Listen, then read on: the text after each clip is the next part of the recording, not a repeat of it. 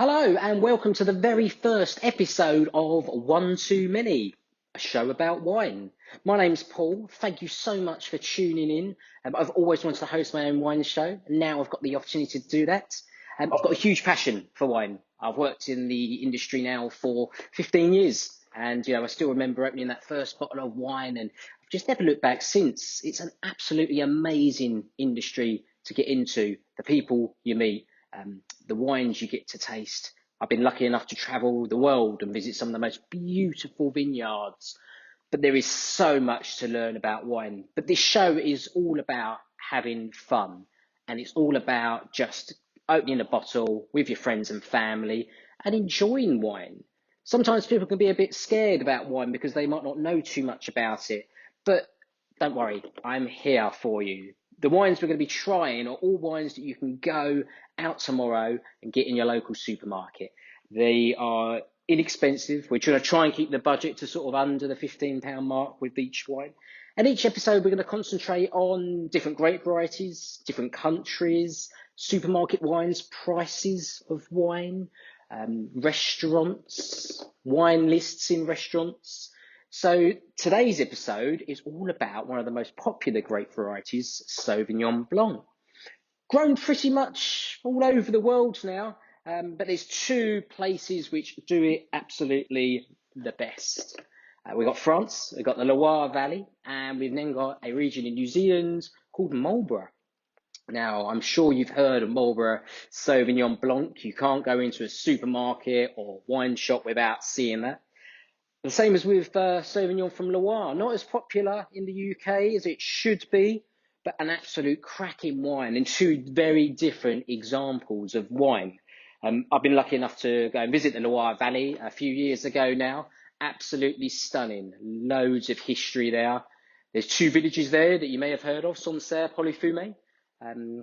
Unfortunately, the day we went to go and visit one of our wine producers in Sancerre, the weather was absolutely atrocious. The rain, the fog, the mist. So all the pictures I've got of me in Sancerre is me in rain or fog. So it's a place I really want to go back to and visit. But the history in there is absolutely amazing. The people you meet at the Loire Valley, it's a phenomenal wine region, and it certainly, from my opinion, doesn't get enough praise. We have got a wine from Loire Valley here to try, which is a Sauvignon. And then we're going to put that up against a wine from Marlborough in New Zealand. Haven't been to New Zealand yet. It's on my bucket list. I really want to go. But these two wines, same grape variety, but very, very different in taste. Let's have a little try now. So the first one we've got up is the Sauvignon from Loire Valley. This is phenomenally dry, easy drinking, lots of sort of apple and pear, lots of bit of citrus in there as well. If you don't like your oaky white wines, definitely go for a Sauvignon. No oak involved in the process of this wine, all fermented in stainless steel. So the idea is that the winemaker wants you to have a nice, fresh, zesty, easy drinking white wine. But an absolute cracking wine. Second wine, I'm going to go over to Marlborough now, and this is the Sauvignon from the region there. Very, very different in smell, flavour.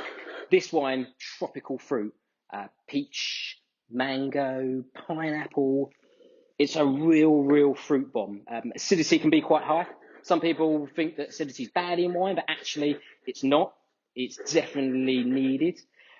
But the reason I've particularly chose these two wines to start the season off with is this is the very first wine tasting I ever did. And it was very nervous. It was very nerve-wracking. And I absolutely loved it. I thrived off it. It was interesting to see people's reactions, actually, about whether they liked a French-style Sauvignon, a New Zealand-style Sauvignon. And everyone in the room had different taste buds. So this is what you have to remember about wine, is that we're not all going to like the same wine. And that's okay. If somebody says to you that you should be liking this wine, you don't have to. And what I've learned about working in the wine trade is that everyone has different taste buds. Wine's about having fun. If we all had the same taste buds and all drank the same wine, it would be a very boring world indeed. But what I found out also is that people that came to the tasting knew some information about wine. Some were sort of novice, didn't know huge amounts.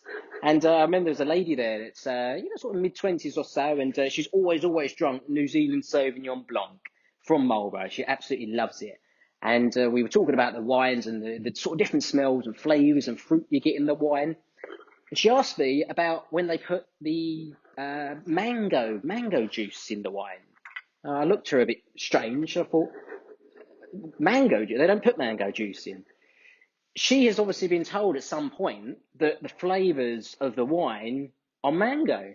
So she has assumed that mango juice goes into wine.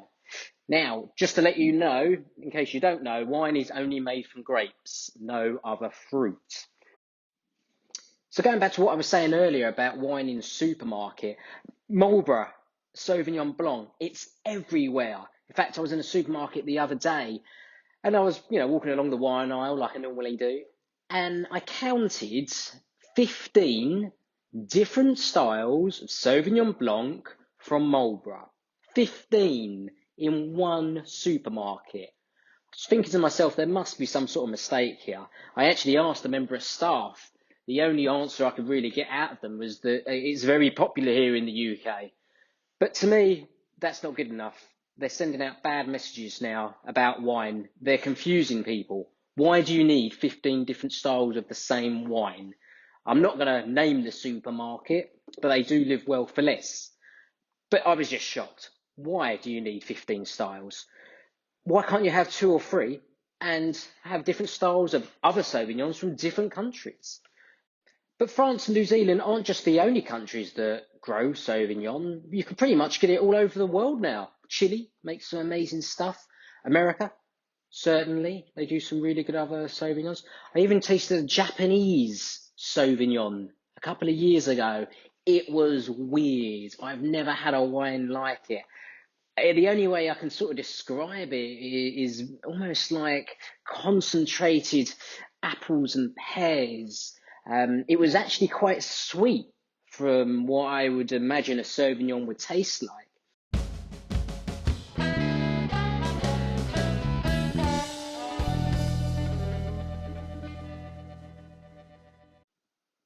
So both these wines are available from Lidl, both priced at £5.99 a bottle, which I think is an absolute bargain for 2 amazing wines. As I said earlier, we're going to try and keep the wine budget to sort of under £15 a bottle for this season, because, we don't want to spend crazy money at times like this. But these are amazing wines, definitely ones to share with friends and family. Go out tomorrow, get yourself a couple of bottles of Sauvignon, and get one of each, and you can do your own wine tasting at home and test them up against each other and enjoy them with friends and family. So these are just a couple of examples of Sauvignon that are grown around the world. I hope you go out and try them for yourself. You're not going to be disappointed. And as I said, I think they're absolutely amazing value for what quality of wine you get. If you're going to pair them with food, definitely fish, seafood, shellfish.